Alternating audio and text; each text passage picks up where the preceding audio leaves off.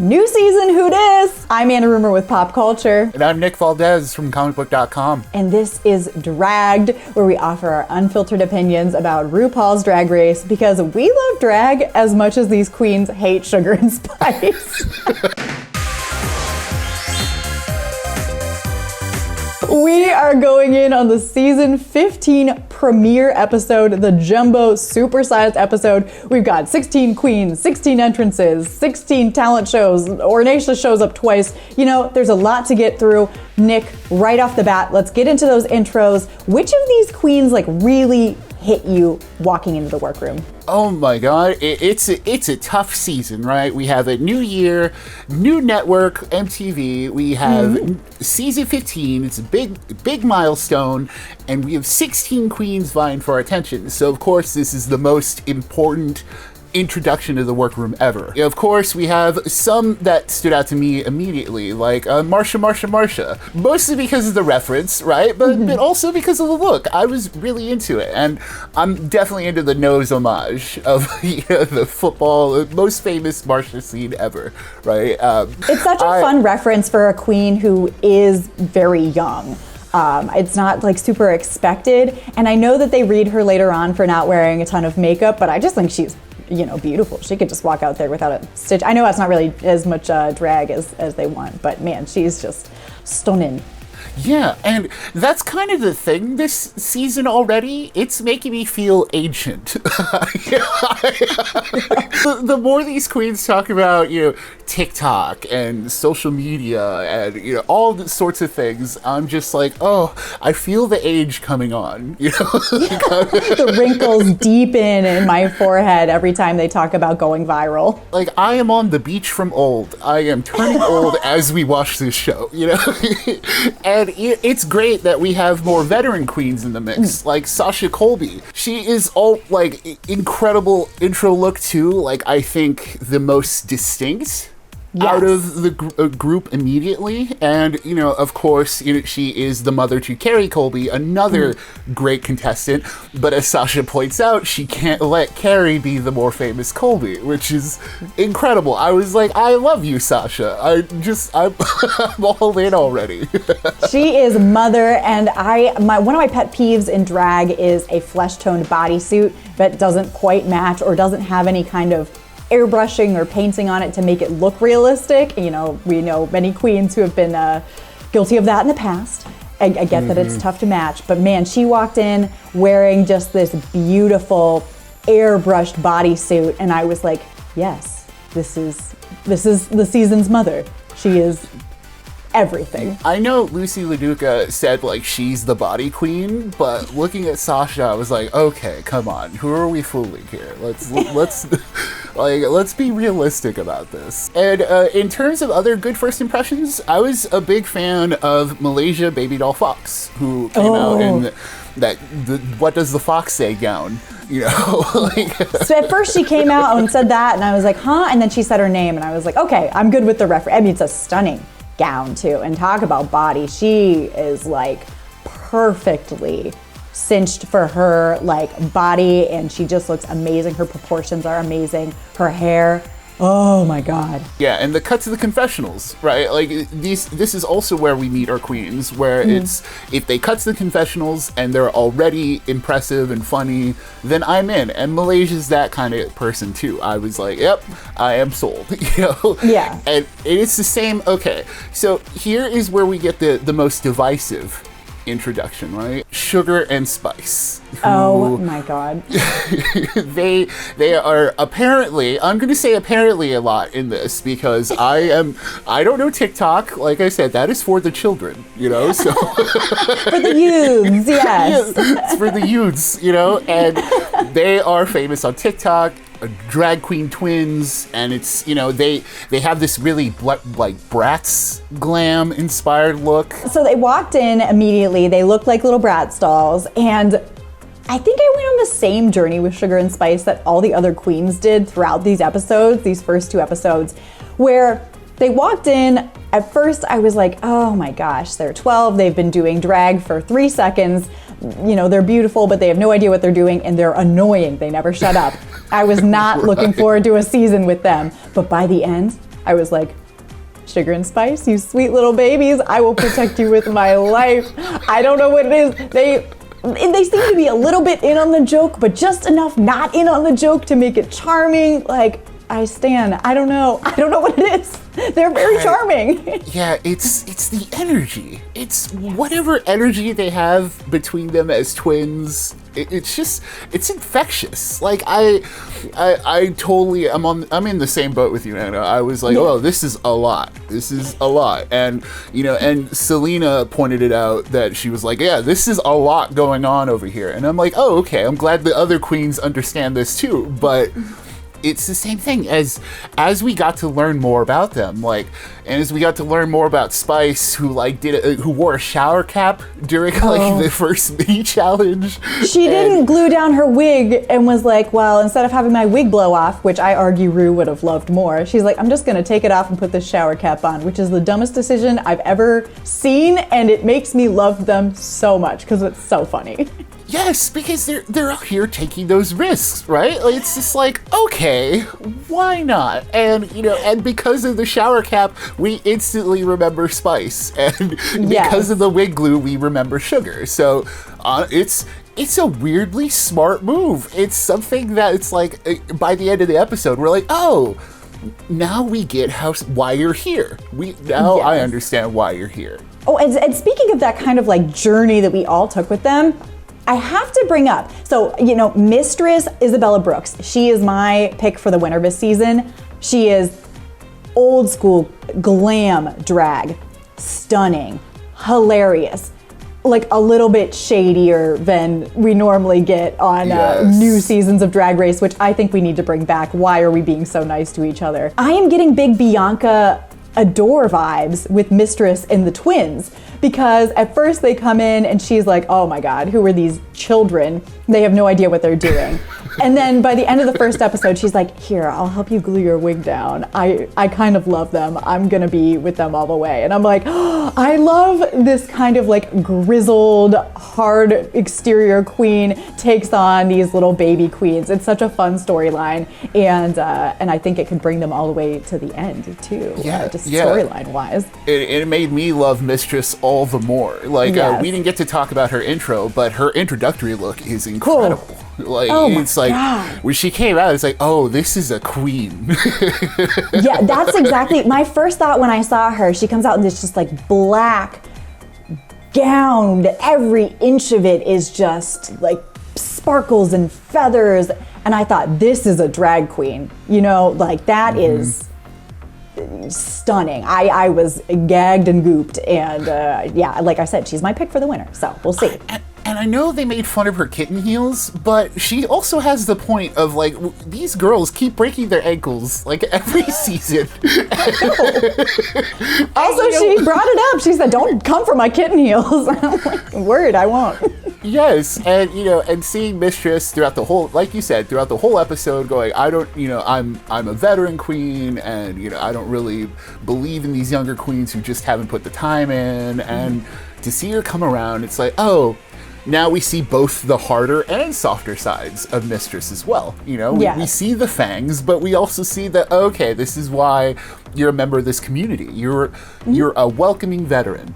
And that's someone we need in this show as well, Exactly. And the last queen who stood out for me during the intros, and I mean, spoiler alert, during the talent portion of the episode, was Miss Anitra, Miss Three Vowels herself.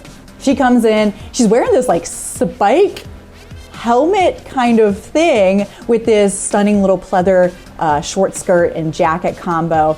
And the fact that when they asked about a wig being under her little spike helmet and she said, no, because I'm poor, immediately endeared myself. I love her. She's so funny.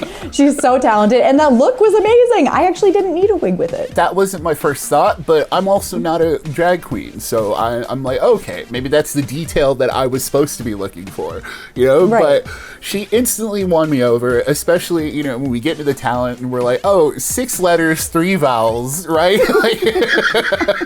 So stupid. I love it. Oh my God. I love when drag can just be dumb And she is just peak dumb drag. And okay, we have to get into this. I mean, there's so much. We got to get into the talents. Do we want to talk about Anitra's? Because I think this is the best talent show showing we've seen in seasons. Maybe since Tatiana. Absolutely. Like, it was, of course, Anitra played it close to her chest of like, I don't need to reveal all my secrets yet. And it's good that she doesn't, like, because we had no idea going in, and it's a duck walk, but it's also like we also have some martial arts thrown in. You walk that effing duck. You walk that duck. She has a catchphrase now. It's when RuPaul can repeat something to a queen over and over throughout the rest of the season, like you're basically already in the finals. El DeBarge. Yeah, it's all that again. Yes. And Anitra it wasn't like the board breakings too. Yeah, the kick was impressive, but what really got me was the yes. Like that smooth, like yes. I was like, no. I didn't see it coming at all. And the kick, I've watched this performance like a million times since then because it's just so good. It's so funny. It's so sickening. Whenever she does the high kick, there's a fart noise that plays. That is perfect. It is the perfect combination of like, wow, and also like, oh my God. It's so funny. There are layers to that. That's the thing. We see so much of Anitra's layers that I can't wait to see play out in the rest of the season. And that is how you introduce yourself. And speaking of that, we have Jax, who we didn't talk about her introductory look, which was a cute little cheerleader number, but it was nothing to write home about, but man, this talent show. The smooth, like, reveal of the jump rope in the braid and the removing the jump rope braid, it was just as smooth. Everything was just perfectly executed, and I was like, oh my God, the kids are our future. This chick comes out here, jump ropes her own hair, unclips it with like a carabiner, and then does the 75 backflips. Are you kidding me? And the funny thing is, I had a friend who went to a drag show and saw Jax just a couple months ago and texted me, said, oh my gosh, you're gonna love Jax. This is gonna be a great season. And then she comes out in this little cheerleader thing, and I'm like, well, I'm not gagged yet, And then she jump ropes her own hair. I say, I am so sorry, Jax. You are the moment. I love that. That was so good. Marsha is another sleeper hit for me during the talent show. She comes out and does this hilarious, weird ballet tribute as like an adolescent girl declaring her love and lust for Ross Matthews. And it, again, was the perfect combination of stupid and skilled. I 100% loved it because, at the same time, I was laughing, but then you see, like, the pirouettes. I don't know ballet terms, but... She's spinning. All I know is it looked very good. It looked clean, it was well executed, and that is a talent.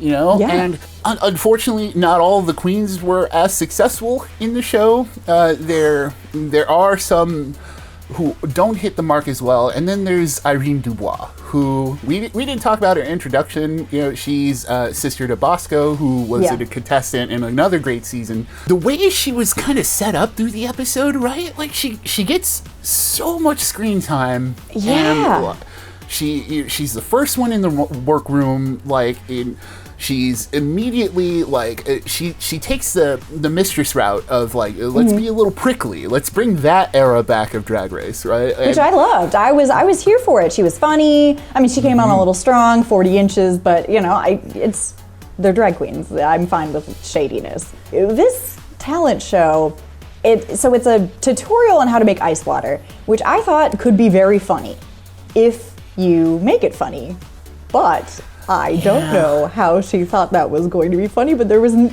no humorous part to it at all. Yeah, and then her explanation for why it wasn't funny, it was weird too when they came to the judging time where she was like, oh, it was a longer piece, and I think I cut out the parts that worked. I don't see where.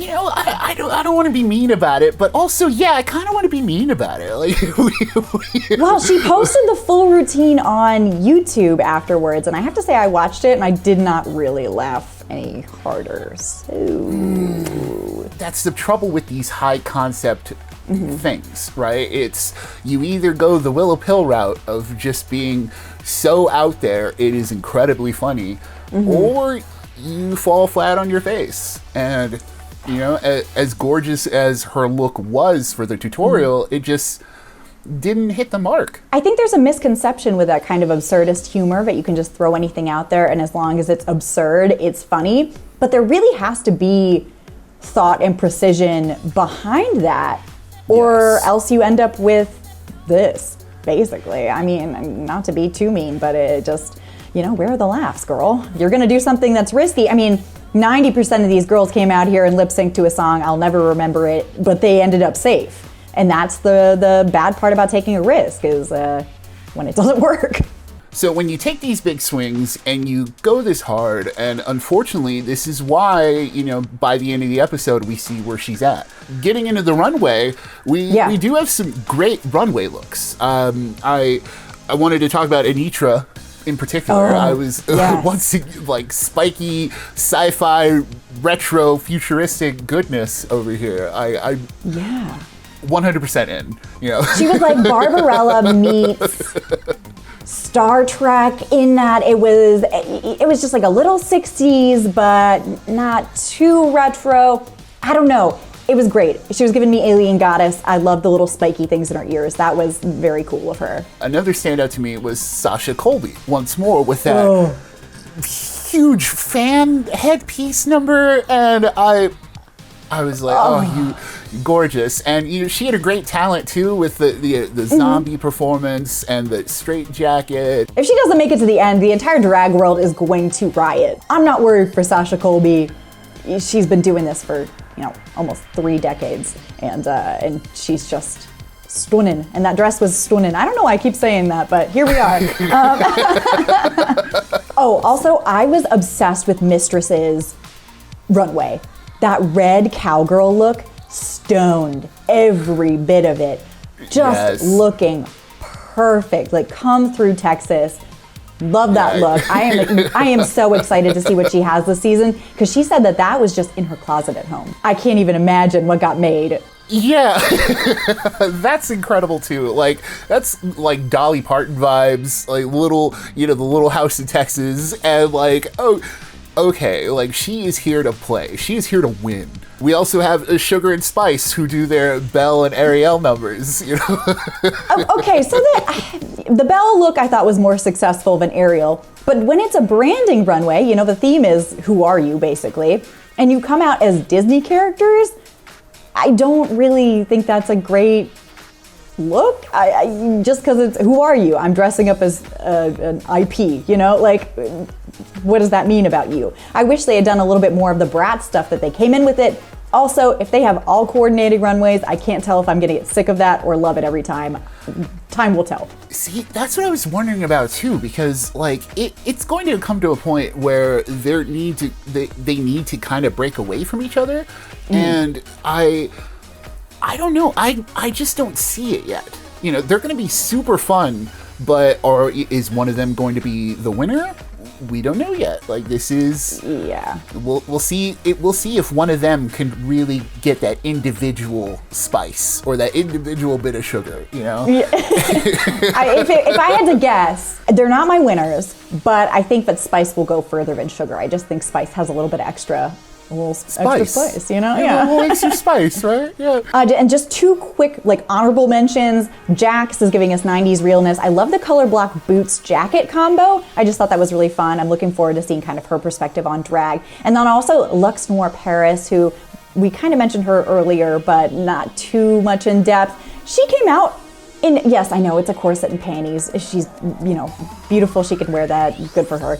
But she had this beautiful hat and sleeve cape combo. I really like that. So if we can make that the one of the few corset panty looks and bring in that kind of high fashion couture perspective through the rest of the runways, I'm in. She's stunning. I mean, speaking of, that's why we get to the bottoms of the week and the tops. You know, Irene Dubois came out looking very Bosco, and you know, it was a cool panties, girl. Yes, it was a cool like alien sort of look here, but unfortunately this is why she is one of the ones who ends up in the bottom. Unsurprisingly, the tops of the week are Jax and the winner Anitra, who of course and Marsha got thrown in there too. Yes, like which it is was important. like of course, like, but you know, Anitra winning, it was like, yes, duh, you know. Yeah. She's just so good. It's impossible to beat her. Even Jax jump roping her own hair. I mean, you know, it's Anitra through and through. I'm looking forward to seeing her. And then in the bottoms with Irene, we had Amethyst and Lucy, who I was looking forward to seeing more of Lucy. Again, she's not my winner, but I wanted to see more of her. So I was glad that she did not have to lip sync. It ended up being Irene and Amethyst who lip synced to 7 Rings. And this is how jam-packed this episode is. Ariana Grande is here. She's the guest judge, and we haven't even mentioned it yet, but they're lip syncing 7 Rings in front of her. What did you think of this lip sync? I was, you know, I thought it was gonna be Lucy in the bottom, you know, but yeah, she gave us her first cry on the runway in the season. So, they rewarded her for that. They're like, you're safe, keep crying. Yes, it's like that is what you do to stay, you know. but she's a veteran queen, she knows. You know, 7 Rings itself isn't the most I wouldn't pick that out of all the Ariana Grande songs to lip sync to, but you know, you license it for Celebrity Drag Race, you gotta use it again.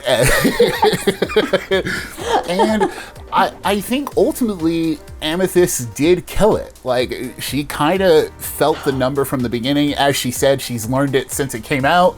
Yeah. And like, and then you get like the facial expressions and it more comfortable as like the performance went on. Yeah. And Irene kind of quite literally faded into the background. I don't think she knew the words all the way, which I get because I mean, no shade to Ariana, but she mumbles a little bit. It's kind of tough to hear the lyrics.